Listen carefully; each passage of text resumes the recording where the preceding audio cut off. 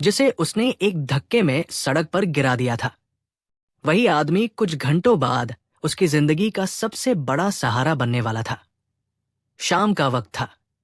शहर की सबसे व्यस्त सड़क पर गाड़ियों की लंबी कतारें थी। हॉर्न की आवाजें कानों को चुभ रही थी और उसी शोर के बीच खड़ी थी आन्या मल्होत्रा। नाम ही काफी था। करोड़ों की कंपनी, ऊंचा स्टेटस और उससे भी ऊंचा उसका अहंकार। आन्या की जिंदगी में सब कुछ था, पैसा, पावर, पहचान। लेकिन जो नहीं था वो था इंसानियत का एहसास। उसके ऑफिस के बाहर हर दिन कुछ गरीब लोग मदद के लिए आते थे, लेकिन उसके लिए वो सब भीड़ थे, समस्या थे, इंसान नहीं। उस दिन भी वही हुआ। आन्या अपनी काली लग्जरी कार से उतरकर ऑफिस के अंदर जाने ही वाली थी कि अचानक एक कमजोर सा बूढ़ा उसके सामने आ खड़ा हुआ। उसके कपड़े मैले थे, बाल बिखरे हुए और आंखों में भूख साफ झलक रही थी। बेटी, 2 दिन से कुछ नहीं खाया, थोड़ा खाना दे दो, उसने हाथ जोड़ते हुए कहा। उसकी आवाज में इतनी बेबसी थी कि आसपास खड़े कुछ लोग रुककर देखने लगे, लेकिन आन्या के चेहरे पर सिर्फ नफरत थी। ये क्या है? हर दिन यही तमाशा लगा रहता है, उसने गुस्से में कहा और गार्ड की तरफ इशारा किया। इसे यहां से हटाओ, अभी के अभी। गार्ड तुरंत आगे बढ़ा और उस बूढ़े को जोर से धक्का दे दिया। वो सड़क पर गिर पड़ा। उसके हाथ में जो पुरानी कटोरी थी वो दूर जाकर टूट गई। लोग देख रहे थे, लेकिन कोई आगे नहीं आया। बूढ़ा धीरे धीरे उठा। उसकी आंखों में दर्द था, लेकिन गुस्सा नहीं। उसने बस इतना कहा, बेटी, भगवान सब देख रहा है। आन्या हंस पड़ी। भगवान?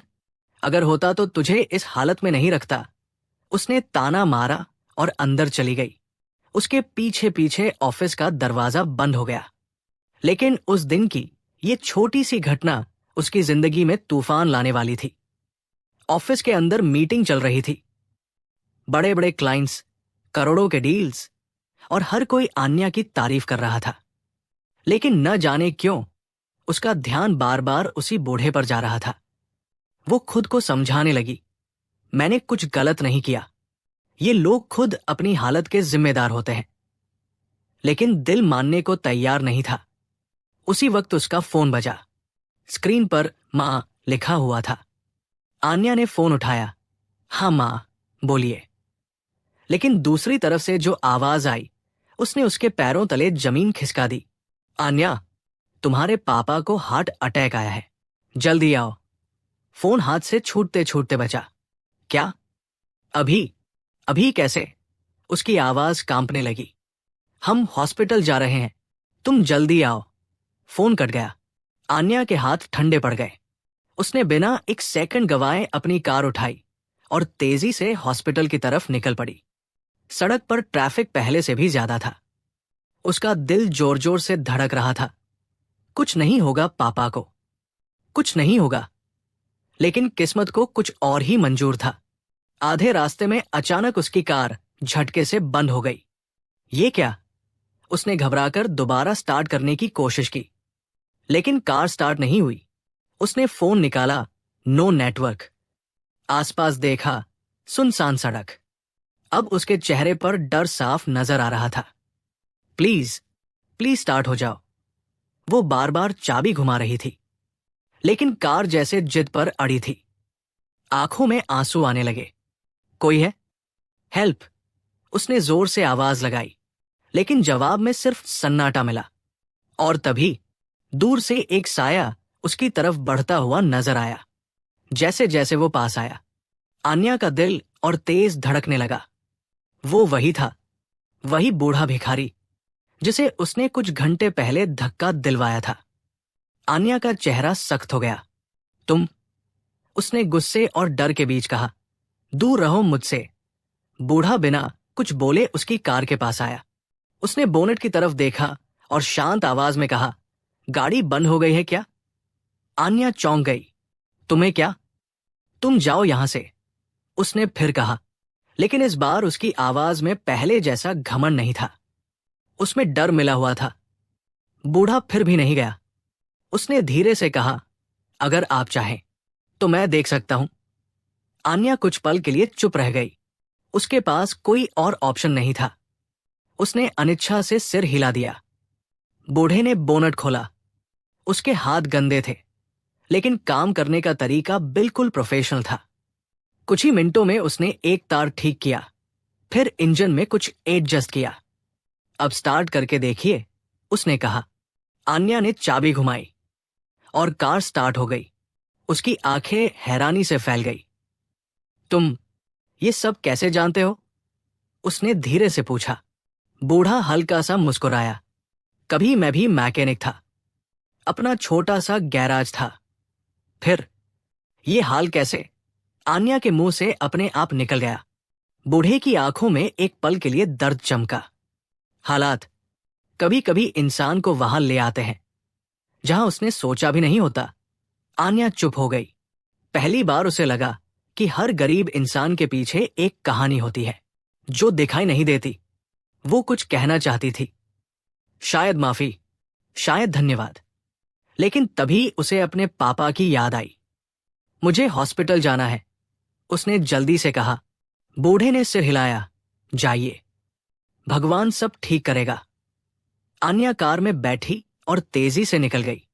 लेकिन इस बार उसके दिल में कुछ बदल चुका था। वो रास्ते भर सिर्फ यही सोचती रही, जिसे मैंने इंसान समझा ही नहीं। उसने मेरी मदद की और मैं। उसकी आंखों में आंसू आ गए।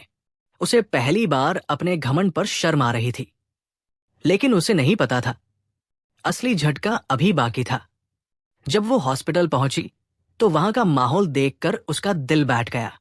डॉक्टर बाहर खड़े थे और उनकी गंभीर नजरें सब कुछ कह रही थी। डॉक्टर, पापा कैसे हैं? उसने घबराकर पूछा। डॉक्टर ने गहरी सांस ली। हमें तुरंत ब्लड की जरूरत है। उनका ब्लड ग्रुप बहुत रेयर है। कौन सा? आन्या ने कांपते हुए पूछा। डॉक्टर ने जो जवाब दिया, उसे सुनकर आन्या के होश उड़ गए, क्योंकि वो ब्लड ग्रुप पूरे शहर में बहुत कम लोगों के पास था और समय बहुत कम था। अब सवाल यह था, क्या आन्या अपने पिता को बचा पाएगी, या आज उसकी एक गलती उससे सब कुछ छीन लेगी? जिस खून की उसे तलाश थी, वही खून उस इंसान के पास था जिसे उसने कुछ घंटे पहले इंसान तक नहीं समझा था। डॉक्टर की बात सुनते ही आन्या के कानों में जैसे सब कुछ गूंजने लगा। उनका ब्लड ग्रुप नेगेटिव है, बहुत ही रेयर। अगर अगले 1 घंटे में ब्लड नहीं मिला तो हम कुछ नहीं कर पाएंगे। 1 घंटे, बस 1 घंटा। आन्या के हाथ कांपने लगे। उसने तुरंत अपना फोन निकाला और एक के बाद एक कॉल करने लगी। दोस्त, रिश्तेदार, ऑफिस स्टाफ, जिसे भी वो जानती थी। प्लीज चेक करो, किसी का नेगेटिव है क्या? प्लीज जल्दी। लेकिन हर बार जवाब नहीं ही आया। समय जैसे उसके हाथों से रेत की तरह फिसल रहा था। उसकी मां रो रही थी, बार बार भगवान से प्रार्थना कर रही थी। हॉस्पिटल का हर सेकंड आन्या के लिए एक साल जैसा लग रहा था। वो कुर्सी पर बैठ गई, दोनों हाथों से अपना सिर पकड़ लिया। मैं कुछ नहीं कर पा रही। मैं इतनी अमीर होकर भी आज बेबस हूं।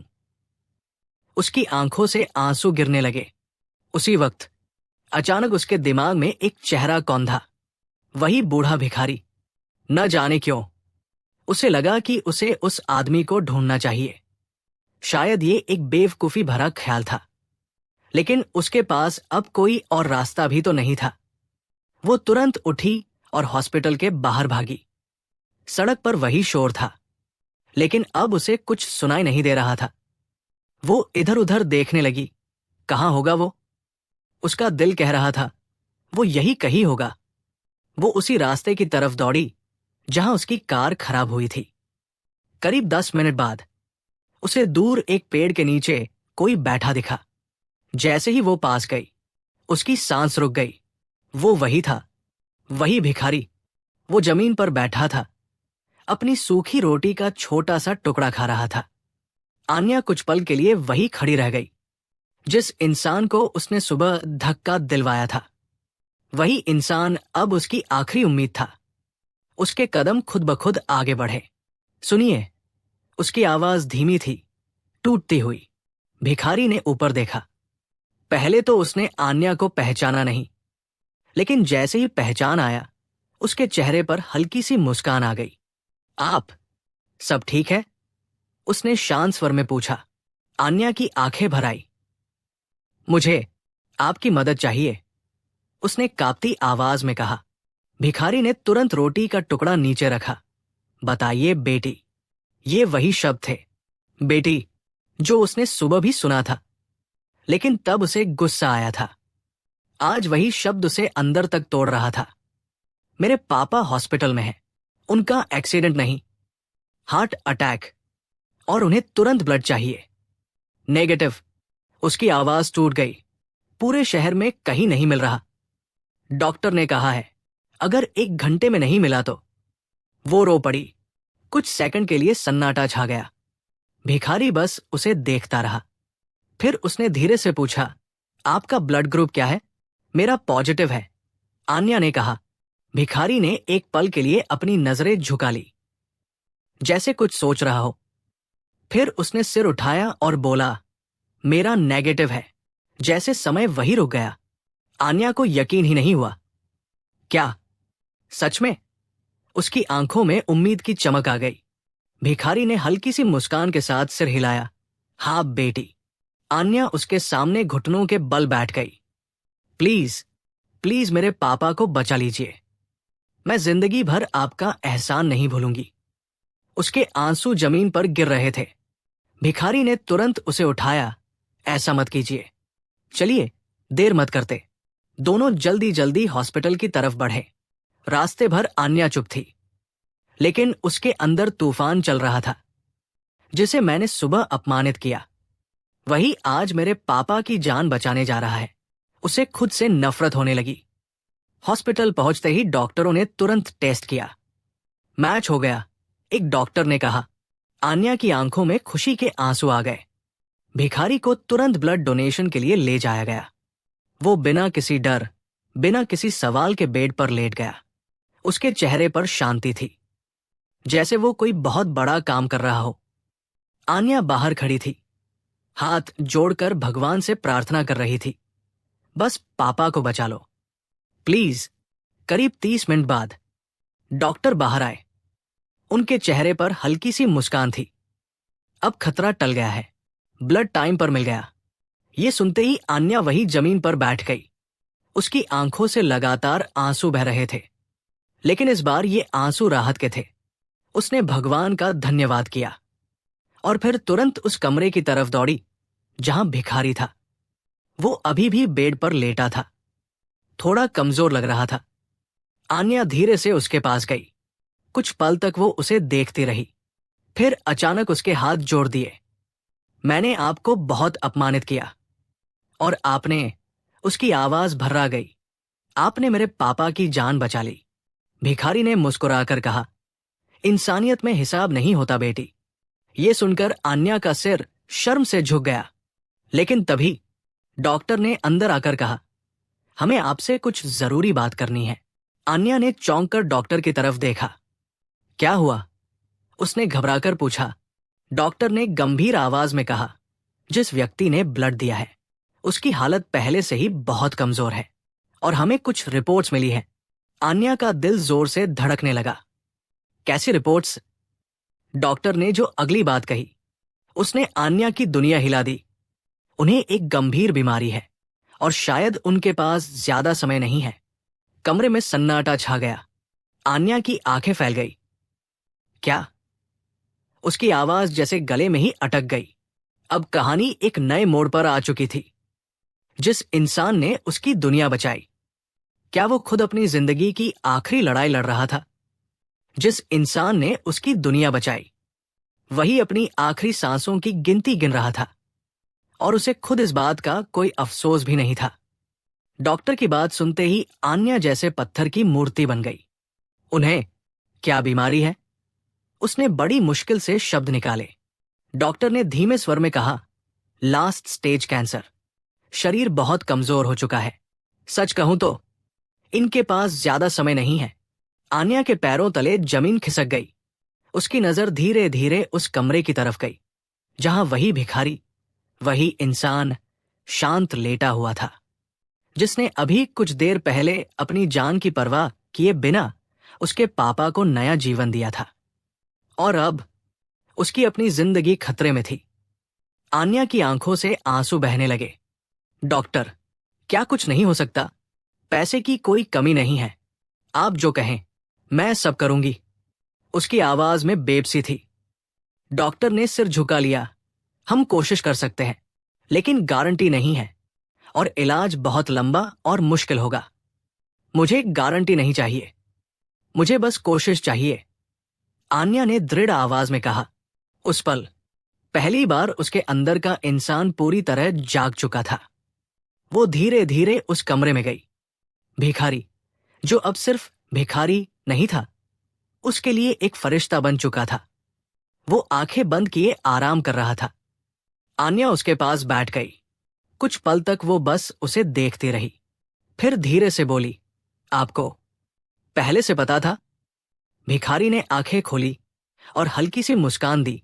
हाँ बेटी, काफी समय से। फिर भी आपने? उसकी आवाज टूट गई। आपने अपना खून दे दिया, अपनी जान की परवाह भी नहीं की। भिखारी ने गहरी सांस ली। जब जिंदगी ही कुछ दिनों की रह जाए, तो उसे किसी के काम में लगा देना ही बेहतर होता है। आन्या के आंसू रुक नहीं रहे थे। आप ऐसा क्यों कर रहे हैं? मैं तो आपके साथ। वो खुद को रोक नहीं पाई। मैंने तो आपके साथ बहुत बुरा किया। भिखारी धीरे से बैठने की कोशिश करने लगा। आन्या ने तुरंत उसे सहारा दिया। बेटी, उसने धीमे स्वर में कहा, अगर मैं भी वही करता जो आपने किया, तो फर्क क्या रह जाता हम दोनों में? ये शब्द सीधे आन्या के दिल में उतर गए। वो फूट फूट कर रो पड़ी। मैं बहुत गलत थी। मैंने लोगों को उनके कपड़ों से, उनकी हालत से जज किया। कभी ये नहीं सोचा कि हर इंसान की अपनी कहानी होती है। भिखारी बस उसे देखता रहा। उसकी आंखों में कोई शिकायत नहीं थी, सिर्फ अपनापन था। कुछ देर बाद आन्या ने अपने आंसू पोंछे और दृढ़ होकर बोली, अब आपकी कहानी बदलेगी। मैं आपको ऐसे नहीं रहने दूंगी। आपका इलाज होगा और आप ठीक होंगे।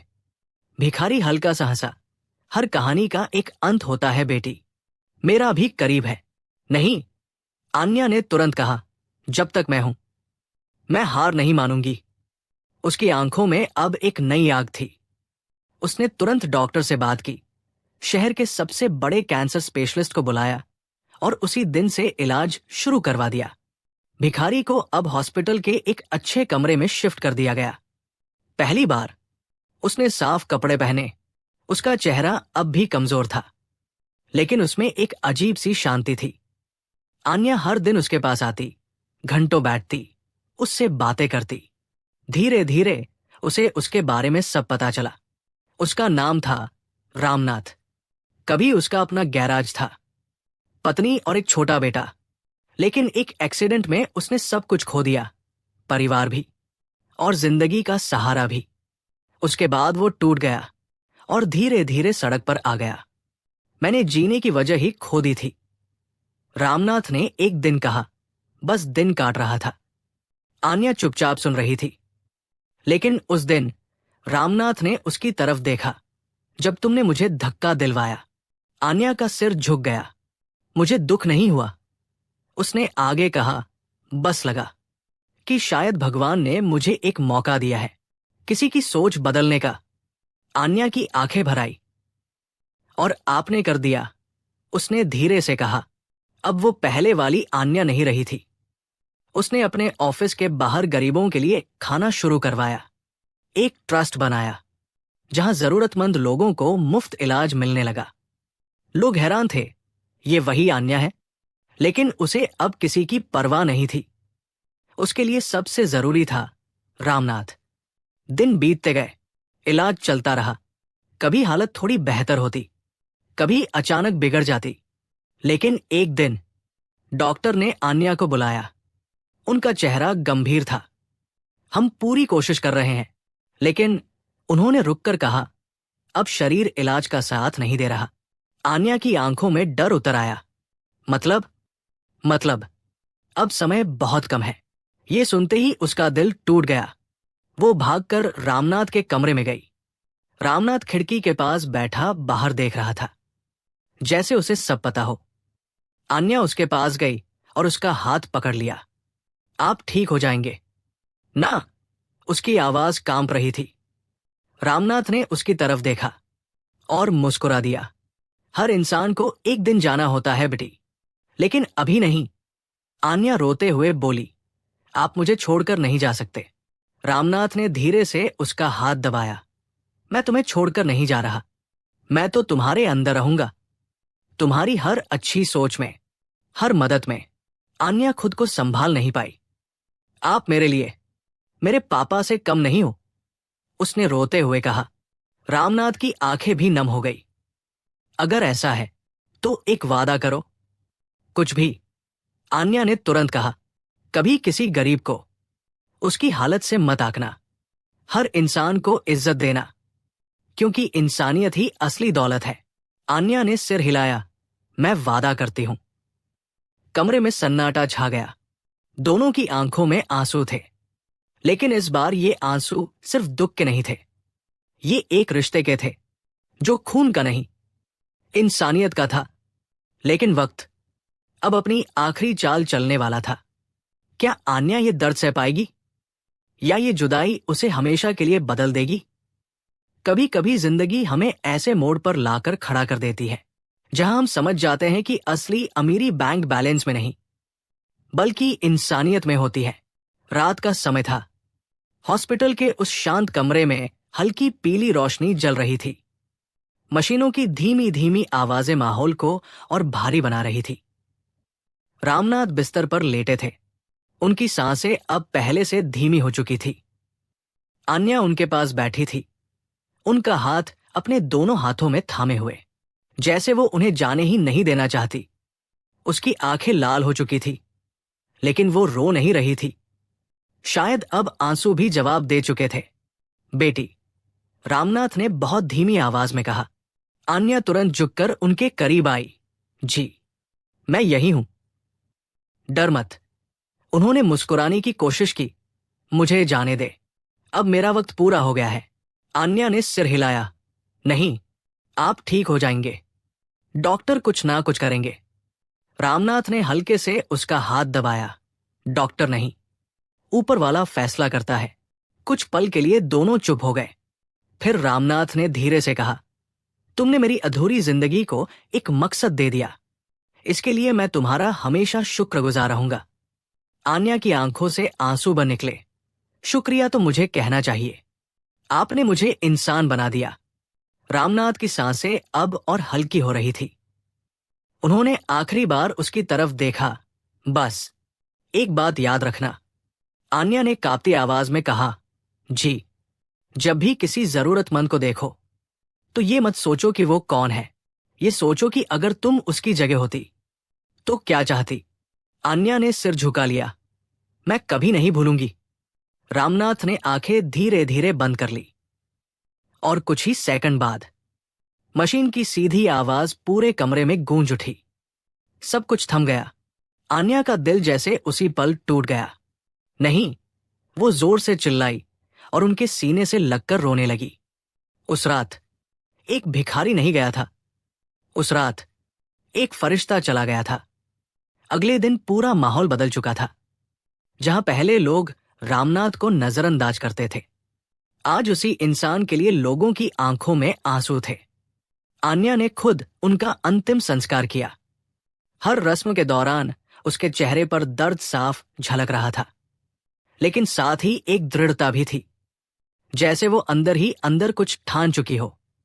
दिन बीतने लगे, लेकिन अब आन्या पहले वाली नहीं रही। उसके ऑफिस के बाहर अब हर दिन सैकड़ों गरीब लोगों को खाना मिलता था। उसने रामनाथ फाउंडेशन की शुरुआत की, जहां गरीबों को मुफ्त इलाज, बच्चों को शिक्षा और बुजुर्गों को सहारा मिलने लगा। वो खुद हर दिन वहां जाती, लोगों से मिलती, उनकी बातें सुनती। पहले जो लड़की लोगों को देखकर मुंह फेर लेती थी, अब वही उनके आंसू पोंछ रही थी। एक दिन वही जगह जहां उसने रामनाथ को धक्का दिलवाया था, वहां एक छोटा सा बच्चा खड़ा था, फटे कपड़ों में, भूखा, लोग उसे नजरअंदाज करके निकल रहे थे। आन्या ने उसे देखा।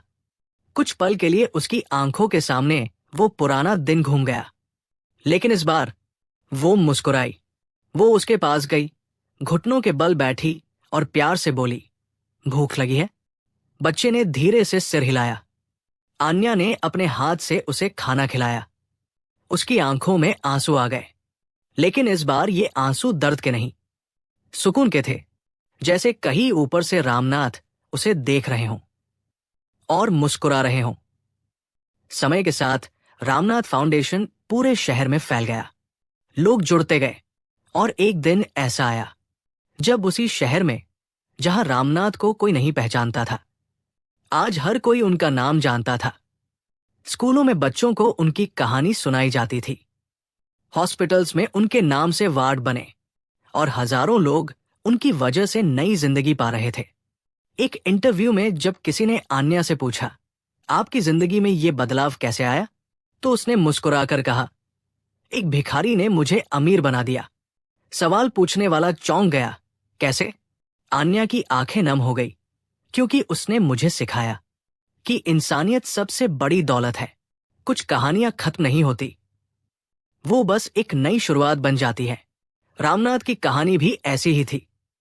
वो चले गए, लेकिन उनके विचार, उनकी सीख आज भी हजारों दिलों में जिंदा है। और शायद अगर वो उस दिन आन्या से नहीं मिलते, तो एक करोड़ती लड़की हमेशा गरीब ही रह जाती, दिल से। अब जरा सोचिए, अगर उस दिन रामनाथ भी गुस्से में आकर आन्या की मदद ना करते, अगर उन्होंने कहा होता, जिसने मेरा अपमान किया, मैं उसकी मदद क्यों करूं, तो क्या होता? एक जान चली जाती, एक जिंदगी अंधेरे में डूब जाती, और एक दिल कभी नहीं बदलता। लेकिन उन्होंने क्या चुना? इंसानियत। और यही फैसला उन्हें एक आम इंसान से महान बना गया। तो अब सवाल आपसे है, अगर आप आन्या की जगह होते तो क्या करते? क्या आप भी किसी जरूरतमंद को उसकी हालत देखकर ठुकरा देते, या रामनाथ की तरह बिना सोचे मदद करते? जिंदगी हर दिन हमें छोटे छोटे मौके देती है, किसी की मदद करने के, किसी का दर्द समझने के, लेकिन हम अक्सर नजरअंदाज कर देते हैं। आज से कोशिश कीजिए, जब भी किसी जरूरतमंद को देखें, उसे समस्या नहीं, इंसान समझे, क्योंकि हो सकता है आपकी एक छोटी सी मदद किसी की पूरी जिंदगी बदल दे। और शायद आपकी भी। अगर इस कहानी ने आपके दिल को छुआ है, तो इसे अपने दोस्तों और परिवार के साथ जरूर शेयर करें, ताकि ये संदेश और लोगों तक पहुंचे और हम सब मिलकर एक ऐसी दुनिया बना सकें जहां इंसानियत जिंदा हो,